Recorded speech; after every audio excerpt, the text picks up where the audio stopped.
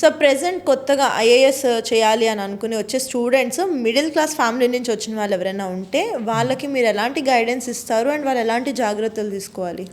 Yes madam, first of all a kind of students అయినా other middle class whatever the class can be, prepare అవ్వడానికి వచ్చినప్పుడు first of all they should know the depth.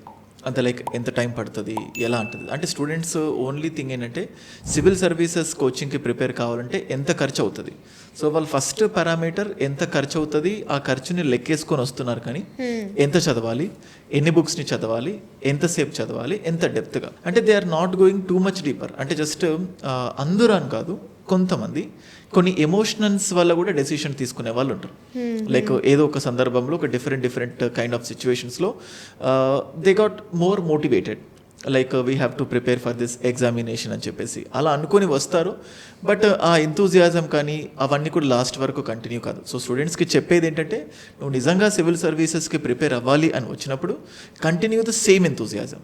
అంటే enthusiasm continue చేస్తున్నారు అనేది ఎప్పుడు తెలుస్తుంది అంటే, continue the same consistency. నువ్వు ఫస్ట్ డే ప్రిపేర్ అవుతున్నప్పుడు ఒక 10 గంటలు ప్రిపేర్ అవుతావు, చాలా ఈగర్గా, చాలా యాంగ్జియస్గా. సో చదివేయాలి, ఎట్టి పరిస్థితుల్లో ఫస్ట్ ర్యాంక్ కొట్టాలి అనే ఫీలింగ్ ఉంటుంది. బట్ అది లాస్ట్ వరకు ఉండదు. డిఫరెంట్ డిస్ట్రాక్షన్స్ ఉంటాయి. నువ్వు వచ్చిన ప్లేస్ కొత్తగా అని చెప్పేసి ఇక్కడ మళ్ళీ ఏవో చేంజెస్ అయిపోవడం.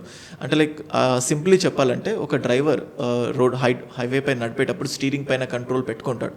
సో అటు ఇటు కదలకుండా కరెక్ట్గా స్ట్రైట్గా వెళ్ళాలన్నట్టు మైండ్ని కూడా సేమ్ అలాగే.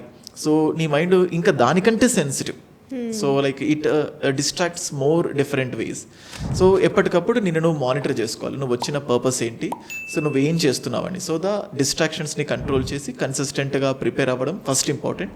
సో అది మైండ్లో పెట్టుకోవాలి.